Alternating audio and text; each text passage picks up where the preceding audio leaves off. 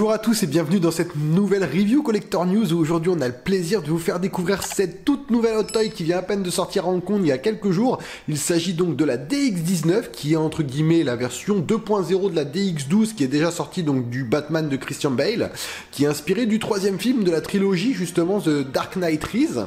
Donc désolé si mon accent n'est pas top. Donc c'est une figurine comme on vous a dit qui a été annoncée il y a un peu plus d'un an et demi. Elle vient tout juste d'arriver et elle corrige un petit peu entre guillemets on pourrait dire tous les défauts de la DX12 qu'il y avait à l'époque, c'est-à-dire au niveau du body, au niveau de la taille du torse, au niveau du heat sculpt aussi bien casqué que décasqué, au niveau aussi de la taille et puis de tout ce qui est torse, enfin vraiment tout ce qui est proportion a été revu. Et on a enfin une figurine qu'on pourrait dire la plus accurate au film et surtout à ce Batman là qui est apprécié par énormément de fans.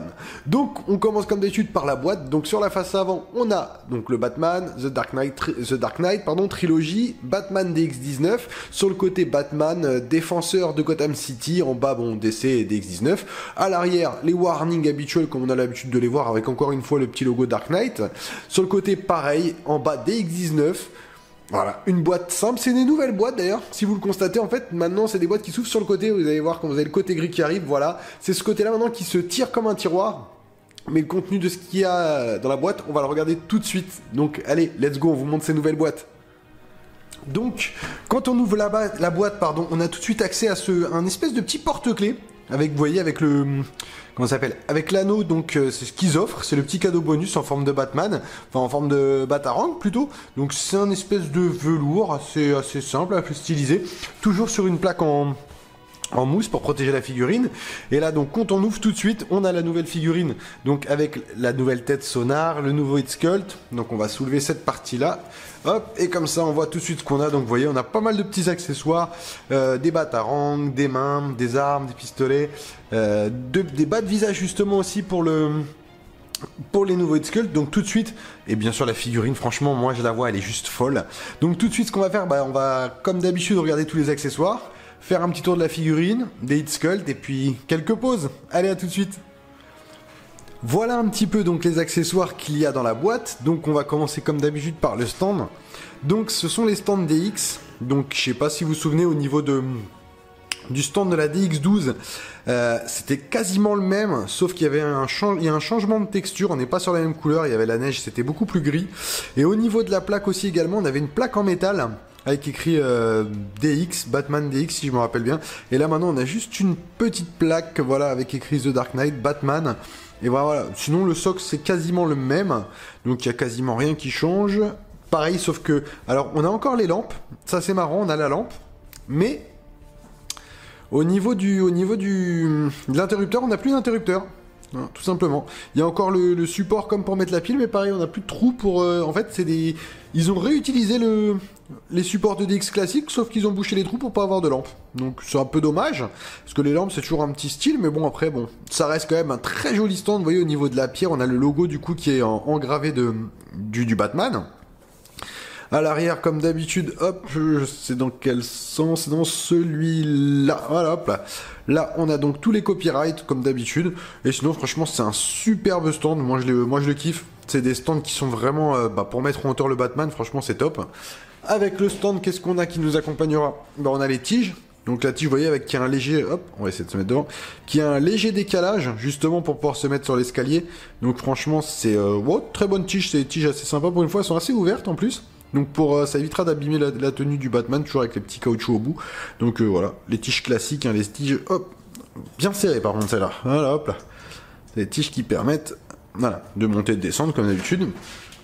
Vous le savez, j'apprécie ça.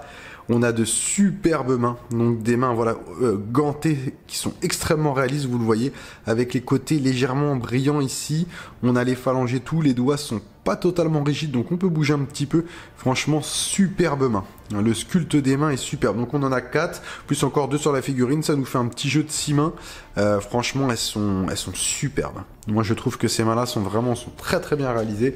On a des mains pour tenir, on a des mains pour porter des guns. On a un peu toutes les mains, quoi, comme d'habitude. Hein, toujours le même. Ça, c'est pour ça, je pense, c'est pour tenir quelque chose.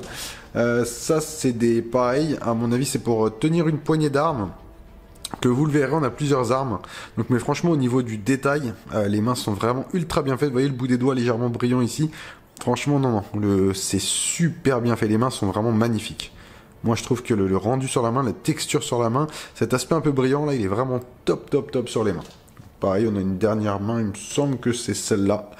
Voilà, si je dis pas de bêtises, que je n'avais pas pris. Donc voilà, pareil, hein, une deuxième main pour retenir, je pense, une poignée de gun, ça. Plus une poignée de gun. Donc très très belle main. Franchement, vous voyez, avec ces espèces de petits filets brillants ici, laqués un peu. Franchement, c'est très très bien fait. C'est un très beau rendu sur les mains. Ensuite, alors, on a les petites bombes. Je sais pas si vous vous souvenez justement de cette scène où justement il aide à sortir les policiers, et c'est ça qu'il jette en fait. Et d'ailleurs il y a Robin, hein, donc qui est policier, qui lui dit, quand il envoie la bombe, il lui dit c'est tout ce que ça fait, et du coup ça fait ouvrir carrément le tunnel quelques secondes après. Donc on en a deux, donc elles sont plutôt bien réalisées. Attention avec les petits embouts, parce que je pense que c'est assez fragile et que ça risque de casser si on les manipule trop. On sent que c'est pas, voilà, sous les doigts je les tiens à peine, et franchement je tiens que si je sais que si je force un petit peu, bah je vais les casser. Mais franchement c'est de très jolis accessoires qui sont plutôt sympas. Des batarangs, hop là, on a 3 batarangs, donc 3 fois le même batarang. Franchement pareil, très bien réalisé sur la face. Voilà, ils sont entièrement en plastique, mais ils sont très très bien réalisés. On reconnaît, on reconnaît le batarang, il n'y a pas de problème avec ses pointes assez fines. Donc pareil, hein, faites gaffe, parce que ça pique un petit peu. Donc on pourrait se blesser avec un batarang ou un 6ème, ça serait quand même dur. Donc mais bon, ils sont très très bien réalisés. Le paint dessus, il est bien appliqué. On a cette espèce d'aspect un peu bronze qui rend vraiment bien. Donc franchement, super batarang. On en a 3 comme ça. Ensuite, alors, on a, hop, cette partie-là, c'est le tour de cou. Donc en fait, c'est quand vous changez le HS et que vous mettez donc le HS qui n'a pas de casque, parce qu'on a 2 HS avec un casque et un HS de l'acteur, Christian Bale, ou Christian Bale, comme vous voulez. Et ben en fait, c'est la partie qui permettra justement de boucher le trou, pour pas qu'on ait un creux et qui donne vraiment un aspect comme s'il avait juste enlevé son masque. Donc franchement, voilà, c'est une très très belle pièce, bien réalisée derrière. Bon, entièrement en plastique encore, hein, mais franchement, non, très belle pièce. De toute façon, on l'essaiera, on fera plusieurs pauses. On a un petit pistolet, je pense que ça doit être un pistolet grappin, ou je ne sais pas. Après, le film, je les ai vus il y a pas longtemps, en plus c'est ça le pire, mais après je me suis pas vraiment attardé sur les armes. Donc le rendu des armes, franchement, il est assez réaliste. Il est plutôt bien fait. On n'a pas vraiment d'aspect de salissure dessus, mais bon, on a un très joli aspect bronze ici avec les crosses noires. Il n'y a rien qui bouge bien sûr sur l'arme. Mais non, franchement, on a une très belle arme. On a une très très belle arme. Moi, je trouve que le rendu, il est vraiment top. Hop, je regardais quand même ici. Non, on n'a rien qui bouge. On n'a pas de chargeur. Non, on a une superbe arme, en tout cas, elle est vraiment bien faite. Ensuite, on a cette arme-là. Alors, c'est l'arme, je sais pas si vous vous souvenez, qui déplie, donc normalement, elle doit être dépliable en plusieurs parties. Donc, à mon avis, déjà, cette partie-là se tire. Cette partie-là bouge de droite à gauche et s'enfonce peut-être ici. Non, elle s'enfonce ici, elle s'enfonce là uniquement. Donc, on a cette partie, voilà, qui doit sortir aussi. On doit avoir une partie qui se retourne avec la poignée ici, et cette partie-là doit se retourner comme ça. Voilà, donc ça donne à peu près ça. J'ose pas vraiment forcer parce que j'ai peur que ça pète, je sens comme s'il y avait une petite résistance. Donc je sais pas si c'est normal ou pas. Donc dans le doute, je préfère pas trop forcer. Mais voilà, ça donne à peu près ça l'arme. Si vous savez à quoi elle sert, si vous vous souvenez, je crois que c'est pas une arme... C'est pas une arme à électrochoc, enfin une onde de choc, parce que je pense que c'est celle d'après. Je me souviens plus vraiment à quoi elle sert cette arme. Donc si vous vous en souvenez, vous n'hésitez pas à me le dire. Moi je m'en souviens plus du tout. Donc on va la remettre comme ça. Ensuite cette partie-là qui se replie et cette partie-là qui se remet comme ça. Et je pense que voilà, ça devait être comme ça. Voilà. Donc c'est une arme plutôt sympathique qu'il a dans le film. Et enfin pour finir... On a justement l'arme qui va avec le Hitscult, donc l'arme qui permet de tirer des... Comment ça s'appelle? Des ondes de choc, si je dis pas de bêtises. Donc on a cette partie-là qui bouge. Donc je sais pas, comme vous le voyez, on a plusieurs... On a les faisceaux. C'est une arme qui utilise donc un light-up. Light-up qu'on va vous montrer, parce que justement on a eu plusieurs fois les retours, et c'est vrai que j'étais pas forcément déterminé à mettre les piles, et les demandes qu'on a eues, du coup ça m'a motivé à le faire. Donc hop, on va voir ce que ça donne, et là on se rend compte que c'est super dommage. Je pensais que tout allait s'illuminer, et en fait on a juste une toute petite diode là, toute petite, qui rend pas vraiment honneur à la pièce, hein. C'est un peu dommage, mais bon, après au moins on a un léger light-up, vous voyez, il est vraiment tout petit. On va l'éteindre. Hop, et là on va le rallumer. En plus, par contre, les interrupteurs sont tellement petits là-dessus. Hop là, voilà. Ouais, c'est vraiment fin. On le voit là. J'essaie de me mettre le plus près possible. C'est vraiment light up fin. C'est dommage que ces parties-là ne s'allument pas. Moi, je trouve ça un peu dommage. Bon, après, ils n'ont pas cherché à se faire compliquer. Hop, on éteint là. Voilà. Mais sinon, l'arme en elle-même, elle est plutôt bien réalisée. Donc, les piles se glissent ici avec la partie qui s'en va. Et du coup, faut mettre les 3 piles. Pareil, comme dans le Hitchcult, franchement, c'est pas facile à mettre. C'est pas simple. Je crois que sur le Hitchcult, j'ai dû passer une bonne quinzaine de minutes. Bon, ça là, ça a été rapide. Mais bon, sinon, l'arme en elle-même, elle est franchement, moi, je la trouve top. Hein. En plus, d'ailleurs, on peut la ranger sur le bas de pod. Donc, franchement, c'est une très très belle arme. Et ben écoutez, on va passer à la figurine. Et on va voir un petit peu les Hitchcult. Le nouveau Batman, donc le voici. Donc comme vous pouvez le voir, franchement l'armure elle est extrêmement détaillée. Au niveau du torse pareil, du dos exactement pareil, on a vraiment quelque chose de très détaillé. On a aussi une nouvelle cape avec un nouveau tissu qu'on parlera après. La ceinture bien sûr. Donc on va commencer comme d'habitude par les chaussures. Donc les chaussures franchement je pense qu'ils ont réussi à corriger un petit peu le défaut de ces chevilles un peu molles. Parce que là franchement on sent une petite résistance. C'est vraiment appréciable. Donc on reconnaît les chaussures avec une partie botte qui monte. Là, on revient sur une partie un peu nylon, un peu stretch, avec les parties donc de l'armure qui sont collées dessus, un petit peu comme l'armure qu'il a dans le film, justement, qui a beaucoup de séparation.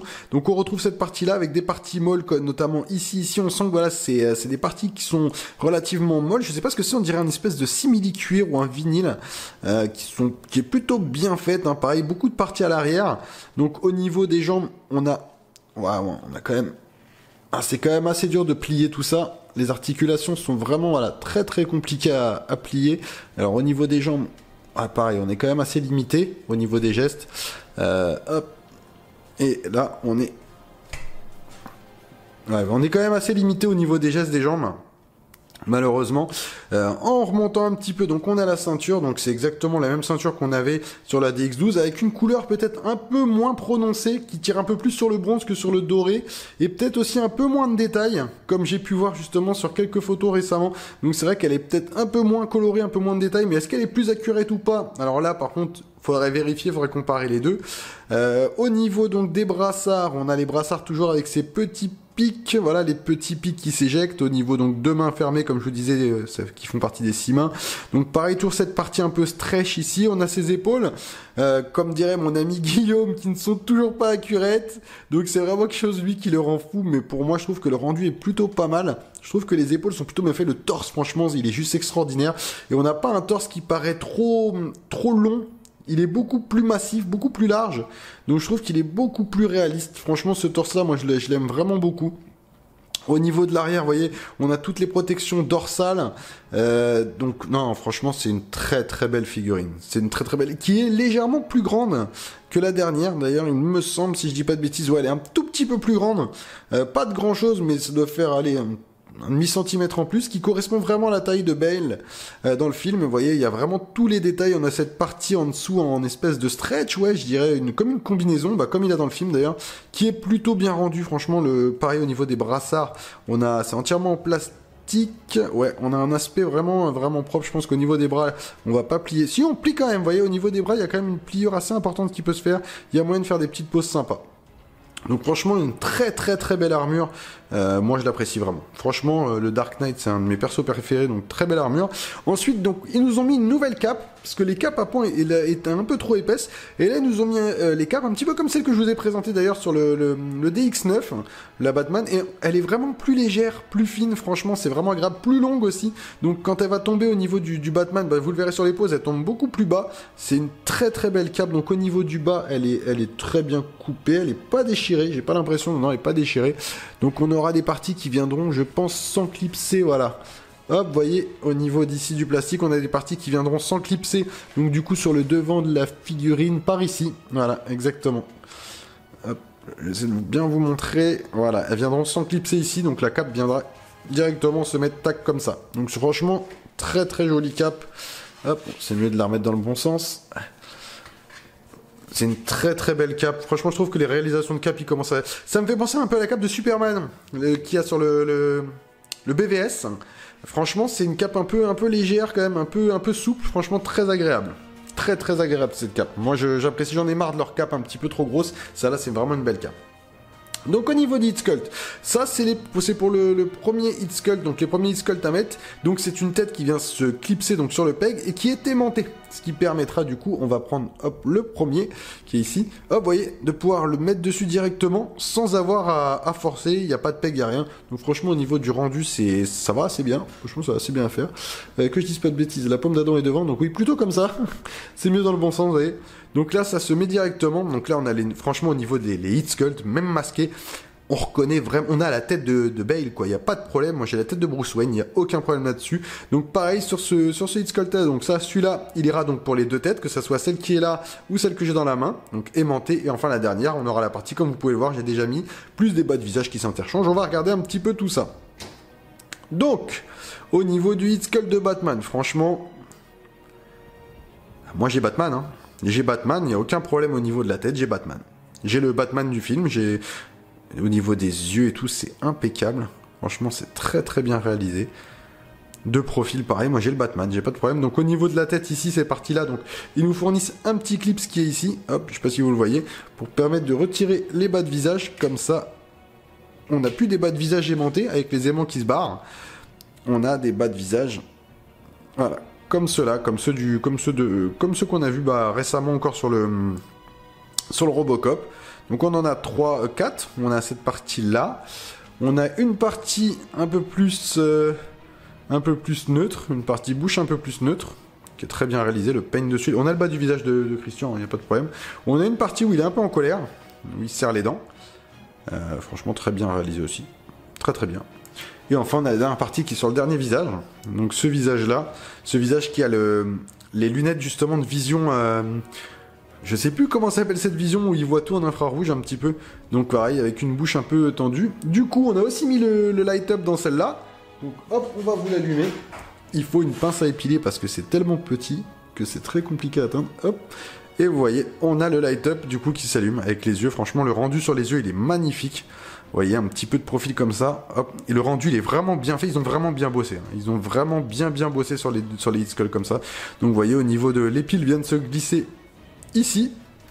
Donc, une petite galère. Hein. Ça, j'ai mis un bon quart d'heure à réussir à le faire. C'était vraiment une galère, mais pour le rendu, franchement, il est juste top. Il est topissime le rendu. On va l'éteindre pour essayer de préserver les piles. Donc, vous voyez, au niveau du visage, pareil, on va pouvoir, comme sur les autres, donc on va pousser un petit peu ici. Tac. Mettre, par exemple, cette partie-là. Hop, la partie qui est un peu en colère, vous voyez. Hop, on va essayer de le rallumer tout de suite. Tac, je vous le rallume, et voilà. Vous voyez, partie quand il est en plein combat dans le bâtiment, quand il cherche le Joker. Ça, c'est dans la partie... Non, c'est la partie où il y a le Joker, celui-là, il me semble. Cette arme-là. Ou c'est sur la fin... Non, c'est le Joker, normalement, il utilise cette vision, si je dis pas de bêtises. Peut-être que je me suis trompé. Peut-être que je mélange les films. Peut-être que c'est le 2... ou le 3, à chaque fois je me trompe, en tout cas, bon bref, ça fait, c'est l'un des Batman, on va pas se tromper, franchement très très beau visage, très très, il me semble que c'est dans le bâtiment, où justement ah oui, c'est dans le bâtiment, il y a le Joker qui utilise ce hit sculpt là, c'est, enfin, qu'il utilise ça, c'est quand il veut faire exploser les bateaux, donc ça je sais que c'était ce moment là, donc vous voyez au niveau du principe, c'est un principe assez simple, hop, on va essayer de bien le mettre, vous voyez, c'est juste un petit clip à mettre dedans, tout simplement, donc la partie qui est là, elle va rentrer dedans, comme ça, et ça tient tout seul, avec une bouche simple. Franchement, très très beau rendu. Et enfin la dernière, bon alors là, beaucoup de gens disent que la tête est pas forcément super bien travaillée. Moi, personnellement, j'ai aucun problème. J'ai l'acteur, j'ai aucun souci de profil, de face. Au niveau de la coupe de cheveux, pareil. Au niveau du regard de l'acteur, franchement, j'ai aucun problème avec ça. J'ai réellement Christian Bale, quoi. J'ai pas ou Christian Bale, comme vous voulez. Moi, j'ai l'acteur. J'ai l'acteur. Le paint, il est super bien réalisé. Que ça soit au niveau de la couleur du visage, au niveau du cou, vous voyez Hot Toy quand même avec les pegs. Bon, ils commencent à changer un peu leurs pegs, c'est pas trop mal. Donc franchement, non, moi je trouve que le visage et les cheveux sont très bien sculptés. Peut-être la coupe de cheveux éventuellement, peut-être aurait, voilà, ne serait pas vraiment accurate, mais au niveau du visage, il n'y a aucun problème, quoi. Il n'y a aucun problème, je sais pas pour vous, vous me dites ce que vous en pensez. Moi, j'ai aucun souci avec le visage. Et comme je vous disais tout à l'heure, donc cette petite partie-là vient se glisser en dessous. Hop, comme ça, pour pouvoir le mettre sur le corps et qu'on n'ait pas justement ce problème. C'est un petit peu, en fait, c'est la partie qui vient, si vous voyez, c'est la partie qui vient ici. C'est exactement la même partie qui recouvre cette partie-là, qui est juste là, donc qui permet justement de pouvoir faire un petit peu plusieurs poses. Très très beau visage. Franchement, très très beau visage. De toute façon, les trois sont extrêmement bien réussis. Pour moi, j'ai aucun problème. C'est un vrai update. Franchement, il y en a qui vont dire que non. Moi, je trouve que c'est un vrai update. Si vous êtes fan du Batman, la DX19, il vous la faut. Clairement, si vous êtes fan en plus de Christian Bale, franchement, moi, je trouve que c'est une très très belle figurine. Bah écoutez, on va se faire quelques petites pauses pour voir un petit peu ce qu'on peut faire avec ce personnage. Et je pense qu'il y a moyen de faire des jolis trucs. Allez. Voilà la première petite pause, donc sortie de boîte. Donc comme vous pouvez le voir, une fois qu'on a mis la cape, qu'on a mis le head sculpt un peu masqué sur les escaliers, elle est juste magnifique. Regardez la descente de cette cape qui fait bien un bon 30-35 cm, une superbe cape, super facile à enfiler, du coup vous la mettez, vous clipsez, elle se pose tout simplement. Le head sculpt, vous voyez, pareil, on a des mouvements de bras qui sont quand même assez limités sur les côtés, mais ça reste quand même pas mal pour les poses qu'on va faire, on arrivera à faire des poses de shoot. Et d'ailleurs, c'est la prochaine pose qu'on va faire. On va lui mettre le head sculpt avec les yeux et le fusil. On va essayer de faire un petit truc au top. Et franchement, je suis déjà impatient de voir ce que ça va donner. Allez, on passe à la pose suivante. Une deuxième pose avec son arme, donc les lunettes allumées, le masque allumé, l'arme allumée, donc voilà, il est prêt à tirer. Alors je vous le dis tout de suite, la pose en mettant l'arme sous le bras et en tenant avec l'autre main, c'est impossible. J'ai déjà cassé un peg, donc c'est vraiment mission impossible. Je sais pas comment Hot Toy sur ses photos a réussi à le faire sans abîmer le corps. Moi j'ai juste tourné la main, le peg il a sauté immédiatement. Donc malheureusement, après ça fait partie des règles du jeu. Donc là le peg il est toujours dans la main, c'est pour ça que la main elle est légèrement cachée sous la cape, hein, je vais pas vous mentir.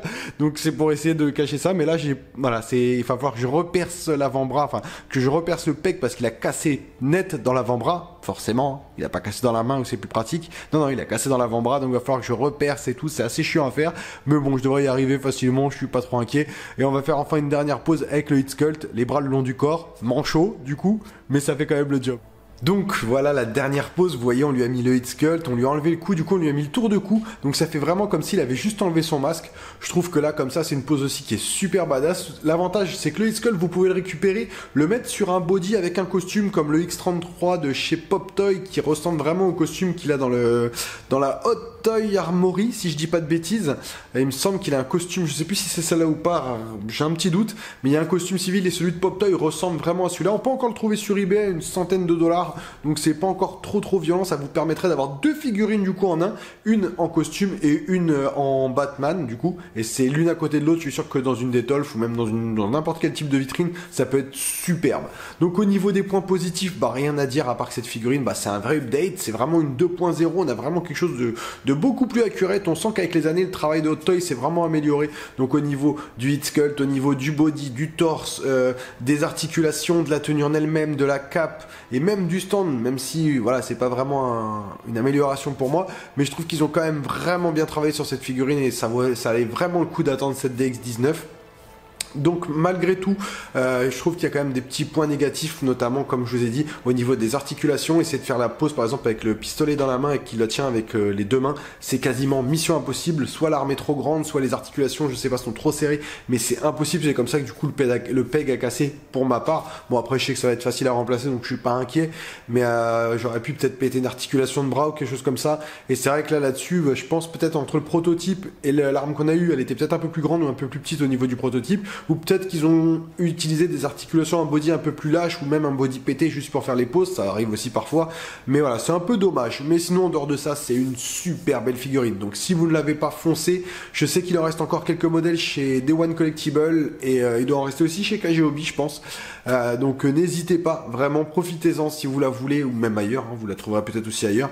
Donc nous on vous invite en tout cas à nous suivre parce que bientôt c'est la review de la Mars Toy, donc le Joker qu'on va vous faire gagner et tout. Donc j'espère que vous avez kiffé cette review, qu'on a essayé de donner un max de détails, qu'on a essayé de montrer tous les light-up, voilà, les choses qui nous ont été demandées. J'espère qu'on l'a fait avec professionnalisme. Et comme on dit à chaque fois, suivez-nous sur Collector News. Allez, à bientôt les potos.